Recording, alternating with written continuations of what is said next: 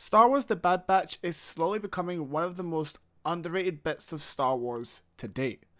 This show is widely hated on, or I would say more disappointing to a lot of people rather than something that was really good. But lately there's been a lot of positive stuff around The Bad Batch, and I wanted to, how would I say this, give a little bit of light as to how it compares, and it has a lot of similarities to another piece of Star Wars lore that's out there, and just kind of give you an unscripted, raw, unfiltered video and my opinions on the show. So, welcome back to the Spaceport channel. If you're new, subscribe, leave a comment with your thoughts down below, and let's talk about Star Wars. So, Star Wars The Bad Batch, I feel, is slowly becoming one of the most underrated bits of Star Wars to date. And there's a lot of reasons for this, and I've kind of got it bullet pointed to my left. The first reason I feel that is a lot, we need to, how to explain this? It's difficult.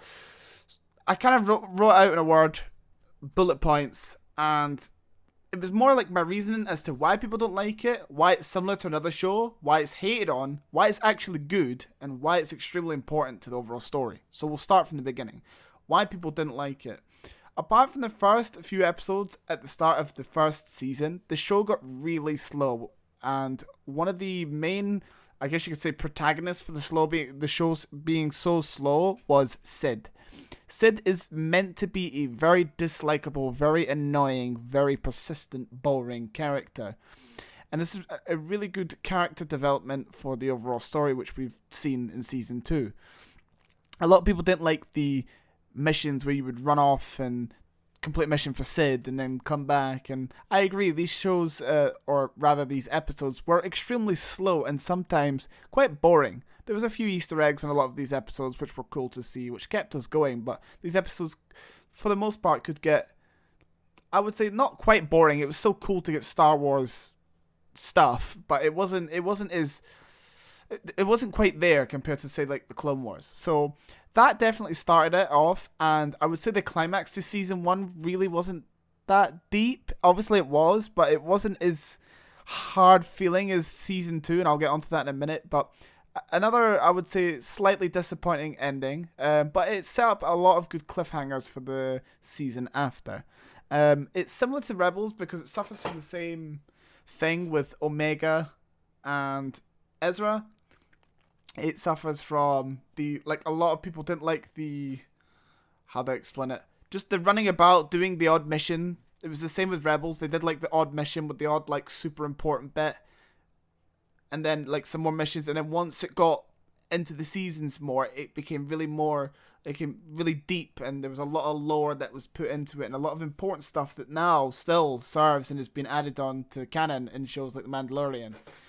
So I feel like it suffers from the same stuff as Rebels, but this show also does what Rebels does, whereas when it peaks for Star Wars, it's some of the best Star Wars content we've ever had.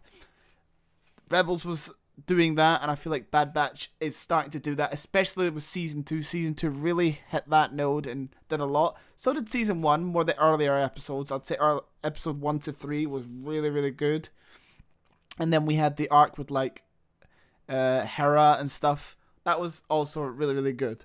So to come back to my point, why it's hated on, I just feel like some of the urban missions and the Sid stuff and some of the pointless, I guess you could say character building and filler was just not needed, and it really slowed down the show for a lot of people, really making it quite boring in ways. But it added a good amount of depth, which made it more heartfelt when we lost one of the members of the batch, or when a big event happened, or the cloning process, which I'll actually get onto in a second, because it's one of the reasons why it's so good.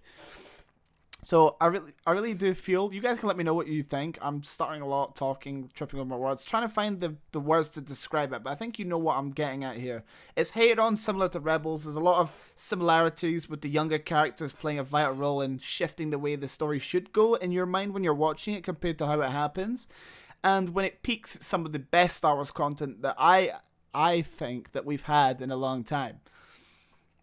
So you guys can let me know what you think about that. Why it's actually good.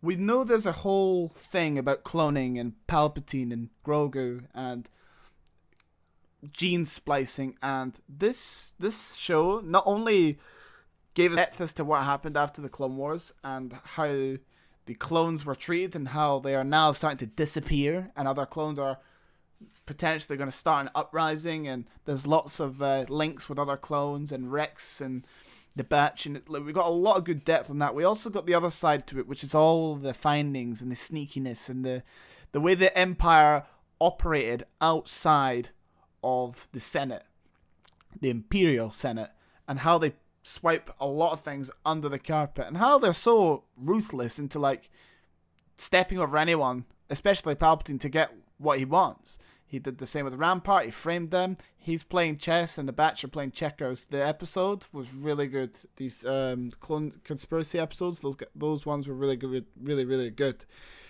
So yeah, why it's actually good. It gives a lot of depth, a lot of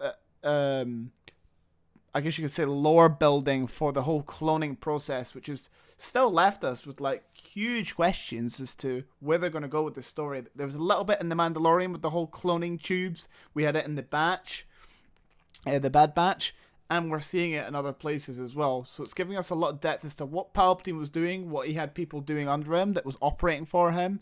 And I actually enjoy this. I think it's really good. It adds a lot of depth to the story, and it helps make things make more sense. I know that's what they're trying to do. I don't know if they're going to lead it into Snoke or what. You guys can let me know.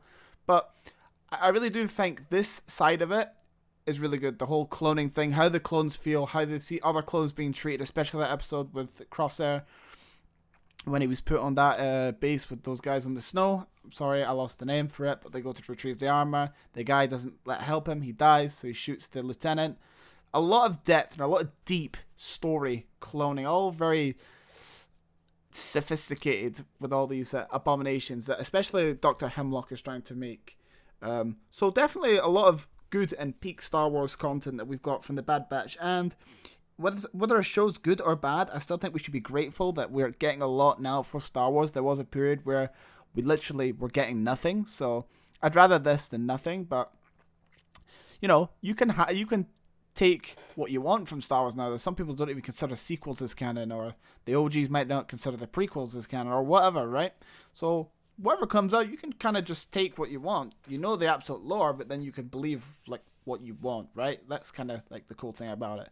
So yeah, I think I covered the last bullet point there as well. Why it's extremely important to the overall story. It's extremely important because it helps bridge those connections to the cloning, Grogu, the fall of the clones and how they get replaced by the stormtroopers, and how certain things play or lead up to the events of A New Hope. And we get a lot of depth within this time period that is quite empty apart from Rebels. So I believe it's really good. So you guys can let me know in the comments what you think. What do you think of Bad Batch and so far the content that we're getting?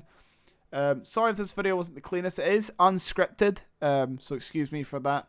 I just thought I'd come on here and talk and rant a little bit as well. I feel this show's going a bit under the radar. A lot of people are now starting to recognize it, yes, but I think the show as a whole, both season 1 and 2, is becoming extremely underrated the same way as Star Wars Rebels is, in my opinion. If you watch that video, you'll know what I'm talking about.